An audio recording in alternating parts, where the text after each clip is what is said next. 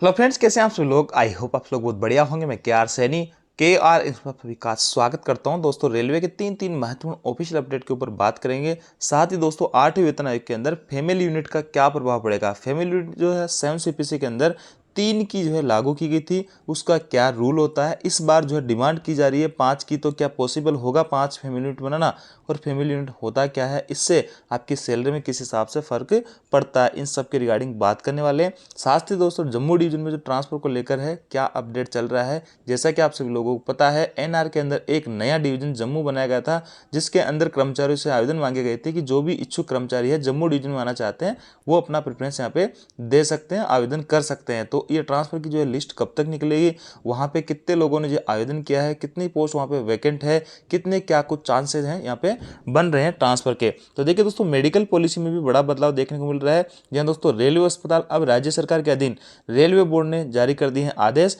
और रिटायर्ड कर्मियों की भी भर्तियां यहाँ पे रेलवे के द्वारा की जा रही है। पहले आपने देखा था ऑपरेटिंग डिपार्टमेंट के कई सारे एम्प्लॉय की भर्ती ऑलरेडी नोटिफिकेशन निकाल दिया था रेलवे ने। अब रनिंग कर्मचारियों को लेकर भी यहाँ पे एक अपडेट निकल के आ रही है, उसके ऊपर अपन बात करेंगे। तो सबसे पहले बात करते हैं फैमिली यूनिट के ऊपर। तो देखिए दोस्तों, ये है फैमिली यूनिट का चार्ट, यहाँ से आपको अच्छे से समझ में आएगा।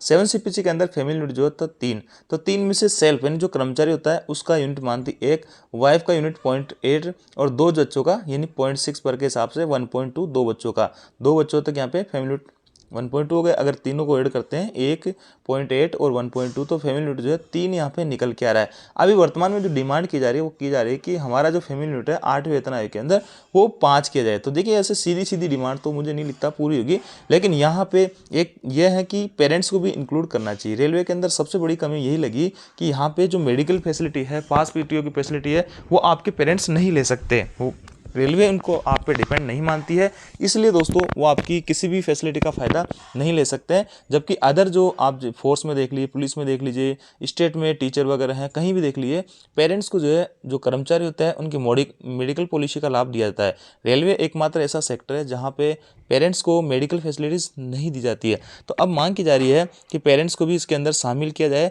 और जितना 0.8 वाइफ का है उस हिसाब से अगर पेरेंट्स का, माता पिता का जोड़ा जाए, तो 1.6 जो है फैमिली यूनिट यहाँ पे होना चाहिए। अगर दोस्तों इन सबको अगर जोड़ते हैं और 1.6 पेरेंट्स को भी इंक्लूड कर लिया जाता है, तो फैमिली यूनिट आपका 4.6 निकल के आता है। अब देखिए, पिछले 7वें वेतन आयोग से आपको आइडिया लग जाएगा कि फैमिली यूनिट का कितना बड़ा प्रभाव यहाँ पे होता है। 7 सीपीसी के अंदर दोस्तों फैमिली यूनिट 3 थी, तब मिनिमम बेसिक जो है 18,000 रुपये निकल के आई थी, जैसा कि आप सभी लोगों को पता है। लेवल 1 की इनिशियल बेसिक 18,000 रुपये।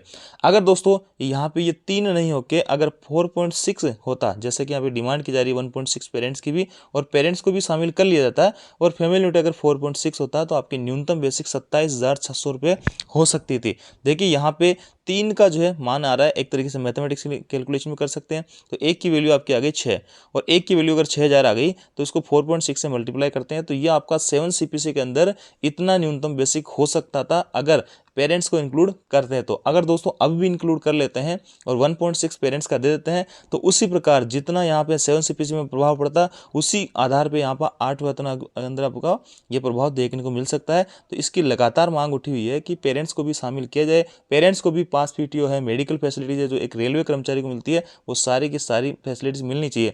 रेलवे जो है पेरेंट्स को डिपेंडेंट नहीं मानती है। रेलवे का कहना है कि जब तक आपका फादर जीवित है, तब तक माता और पिता दोनों को कोई भी फैसिलिटी का लाभ नहीं दिया जाएगा। अगर आपका फादर जीवित नहीं है, फिर आपकी जो मदर है उसको डिपेंडेंट हम मानेंगे, और उनको आपकी मेडिकल पास पीटीओ का जो है हम लाभ देंगे। लेकिन दोस्तों, यहाँ पे दोनों को ही, पेरेंट्स जब जीवित है, माता और पिता दोनों को ही लाभ मिलना चाहिए। इस पर आपकी क्या राय है, कमेंट्स करके आप बता सकते हैं। बाकी फैमिली यूनिट का किस हिसाब से प्रभाव पड़ता है वो देख चुके हैं। अगर 4.6 फैमिली यूनिट आता है, तो आपकी सैलरी में बहुत अच्छा खासा हाइक देखने को मिल सकता है 8वें वेतन आयोग में। जैसे यहाँ 7 सीपीसी के अंदर प्रभाव पड़ रहा है, वैसा कि वैसा आपका 8वें वेतन आयोग में प्रभाव देखने को मिलेगा। तो फैमिली यूनिट का बड़ा जो है एक फैक्टर होता है, इसकी डिमांड लगातार रखनी चाहिए कि हमें फैक्टर जो है फैमिली यूनिट यहाँ पे बढ़ा के दी जाए। अब दोस्तों, जम्मू डिवीजन के लिए ट्रांसफर के लिए जो आवेदन मांगे गए थे, उन पे क्या कुछ चल रहा है वो देख लेते हैं। देखिए, ये है न्यूज़पेपर में खबर आई है कि जम्मू रेल मंडल में आने को तैयार कर्मी पर सुस्त पड़ी तबादला प्रक्रिया। जी हाँ दोस्तों, यहाँ पे सभी एम्प्लॉय बड़े जो है आतुर है ट्रांसफ़र लेने को लेकर काफ़ी सारे दोस्त कमेंट्स वगैरह के माध्यम से पूछते रहते हैं कि सर कब इसका फाइनल जो है हमारा ट्रांसफ़र होगा, कब इसकी लिस्ट आएगी ट्रांसफ़र की, क्या कुछ चल रहा है। तो इसमें आपकी बहुत सारी चीज़ें क्लियर होने वाली है। देखिए, पहले तो 4000 पदों पर विभिन्न रेल मंडलों के 5000 कर्मियों ने तबादलों की दी अर्जी। जी हाँ दोस्तों, यहाँ पे लगभग 4000 पद खाली बताए जा रहे हैं और यहाँ पे ये भी क्लियर हो गया कि 5000 के आसपास लोगों ने यहाँ पे तबादला के लिए आवेदन किया है या आवेदन की अर्जी भेजी है। तो देखिए, यहाँ पे अगर ये बात बिल्कुल सही है इस जो न्यूज़पेपर के अकॉर्डिंग, तो 4000 अगर पोस्ट और 5000 लोगों ने आवेदन किया तो यहाँ पे 80% लोगों का ट्रांसफ़र होने वाला है, 20% लोगों का ट्रांसफ़र नहीं होगा। अगर ये खबर यहाँ पे बिल्कुल फैक्ट है तो आगे देखिए, अधिकारी बोले पोस्ट ट्रांसफ़र की प्रक्रिया, आगे लिखा है प्रक्रिया चल रही है, वरिष्ठता के आधार पर होगा स्थानांतरण। देखिए, स्थानांतरण जो आपका कैसे होगा वो मैंने आपको पहले भी क्लियर किया था। इसमें ऑल और इंडियन रेलवे से भी आवेदन मांगे गए हैं। तो सबसे पहले दोस्तों ये जो है जम्मू डिवीजन, ये फिरोजपुर डिवीजन को तोड़ के एक नया डिवीजन बनाया गया है, या यूँ कहें कि मोटा मोटा 80% फिरोजपुर डिवीजन का ही पार्ट है। तो ऐसे में सबसे पहले फिरोजपुर डिवीजन के जो कर्मचारी है उनको मौका मिलेगा। दूसरा, ये जो डिवीजन है एनआर का है, नॉर्दर्न रेलवे का है, तो नॉर्दर्न रेलवे के अंदर आने वाले जम्मू के अलावा 5 जो डिवीजन है उनको यहाँ पे मौका दिया जाएगा। तो सेकंड हो गया नॉर्दर्न रेलवे के दूसरे डिवीजन, और तीसरे नंबर पे आएगा आपका ऑल और इंडियन रेलवेज के जो कर्मचारी है वो। तो ये एक प्रेफरेंस हो जाती है, पहले यहाँ पे फिरोजपुर डिवीजन वालों को मौका दिया जाएगा, उसके बाद एनआर के जो दूसरे डिवीजन है उनको मौका दिया जाएगा, उसके बाद में ऑल और इंडियन रेलवेज के जो कर्मचारी है उनको मौका दिया जाएगा। इस हिसाब से प्रेफरेंस से आप लोगों का ट्रांसफर इसके अंदर होने वाला है। अब देखिए दोस्तों, लिखा है जम्मू रेल मंडल में तबादला लेकर काम करने के लिए बड़ी संख्या में रेलवे कर्मचारियों ने इच्छा दिखाई है, लेकिन तबादले की प्रक्रिया रफ्तार नहीं पकड़ रही है। इसका असर जम्मू रेल मंडल में कार्यरत कर्मचारियों पर पड़ रहा है। जम्मू रेल मंडल में 4000 खाली पदों के लिए, जी हाँ दोस्तों, अगर खाली पद इतने ज़्यादा रहेंगे तो जो कर्मचारी ऑलरेडी वहाँ है तो उनको वर्कलोड ज़्यादा बढ़ रहा है। रेलवे के अधिकारी का दावा है कि पदों के स्थानांतरण की प्रक्रिया चल रही है, वरिष्ठता के आधार पर स्थानांतरण किया जाएगा। नवगठित जम्मू रेल मंडल में कर्मचारियों की कमी है, इससे दूर करने के लिए उत्तर रेलवे एचआरएमएस के माध्यम से अंबाला, लखनऊ, मुरादाबाद, दिल्ली, फिरोजपुर मंडल के कर्मचारियों ने ऑनलाइन आवेदन मांगे थे। कर्मचारियों ने इससे उत्सुकता दिखाई, 5000 से अधिक के आवेदन भी आए। इसके बाद प्रक्रिया तेज होने के बजाय धीमी पड़ गई। ऐसा समझे जम्मू रेल मंडल। ये तो मैंने आपको बता ही दिया कि ये 742 किलोमीटर है और लगभग 80% आपके फिरोजपुर डिवीजन को छोड़ के बनाया गया है। यहाँ पे अधिकारियों का क्या स्टेटमेंट है वो भी आप देख लीजिए।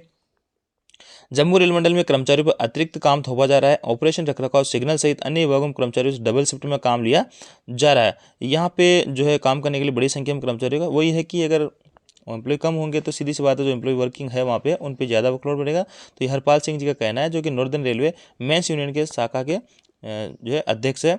यहाँ पे हिमांशु शेखर उपाध्याय, जो कि मुख्य जनसंपर्क अधिकारी नॉर्दर्न रेलवे के, इनका कहना है कि नए जम्मू रेलवे मंडल में कर्मचारियों की जरूरत है। इसके लिए कर्मचारियों से आवेदन मांगे गए थे।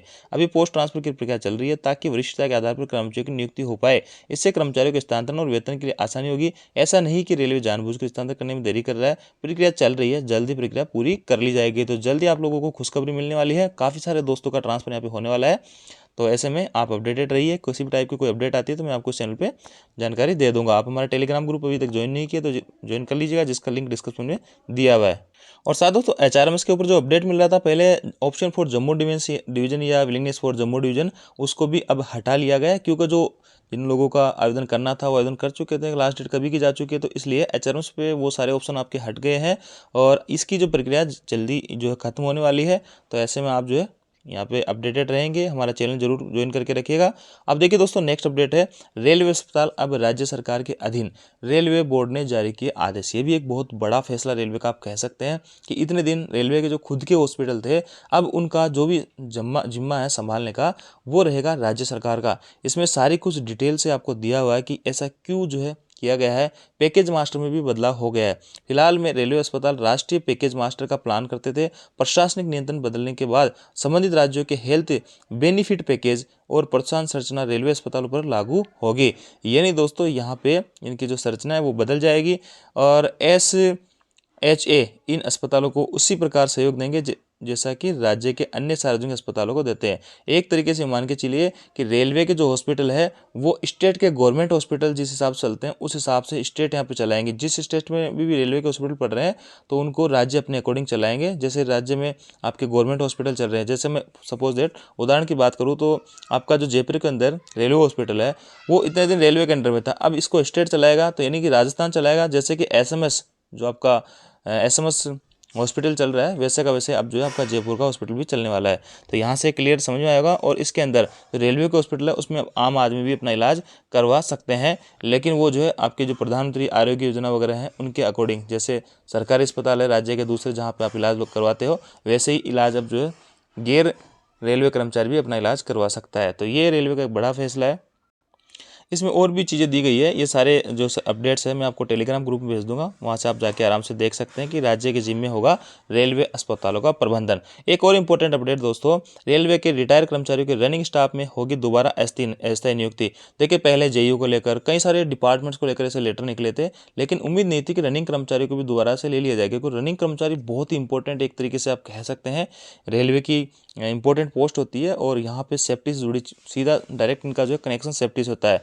तो अब देखिए इनको भी लेने का रेलवे बोर्ड ने फैसला किया है और एक ऑफिशियल लेटर भी जारी कर दिया गया। इसको मैंने आप सभी लोगों को वीडियो बना के बताया था। इसके अंदर कई सारी कंडीशन है, इसके अंदर आपका मेडिकल वगैरह देखा जाएगा, आपका LR रिफ्रेशर वगैरह सारी चीज़ें देखी जाएगी। इसके अलावा दोस्तों यहाँ पे आपको सप्ताह में कम से कम आपको 8 घंटे ड्यूटी पर डे ड्यूटी करनी है, यानी 6 दिन तक, तो 48 घंटे आपकी ड्यूटी होनी चाहिए सप्ताह में। और ये भी कंडीशन है आपको जो मेन लाइन की जो ट्रेनें वगैरह हैं, ट्रेन ऑपरेशन में आपका काम नहीं करवाएंगे। आपका जो काम रहेगा संटिंग वगैरह है, जो यार्ड वगैरह में संटिंग है, डिब्बो कांट छांट है, वो काम आप लोगों से करवाया जाएगा। बाकी डायरेक्ट जो ट्रेनें वगैरह चलती है ट्रैक पे वो काम आप लोगों से नहीं करवाया जाएगा। ऐसे तमाम तरीके की उसमें जो है कुछ कंडीशन डाली गई थी। लेकिन सीधी सीधी मैं बात करूँ तो रेलवे के जो रिटायर्ड जैसे LP है, लोको पायलट है, या फिर जो ट्रेन मैनेजर है, वो इच्छुक है रेलवे में दोबारा से आना, तो उन लोगों के लिए एक अवसर यहाँ पे रेलवे दे रहा है।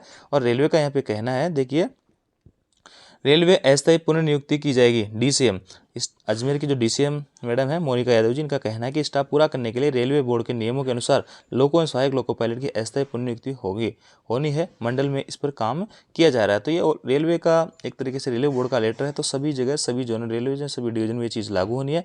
तो ऐसे में अब इनको भी दोबारा नियुक्ति की जाएगी। और इनका कहना है कि स्टाफ की जो है कमी को पूरा करने के लिए हम ऐसा कर रहे हैं। और लोको पायलट की ट्रेन मैनेजर की लगातार भर्तियाँ हो रही है GDC वगैरह के माध्यम से, LDC वगैरह के माध्यम से, और इसके अलावा आपकी डायरेक्ट भर्ती NTPC वगैरह के माध्यम से।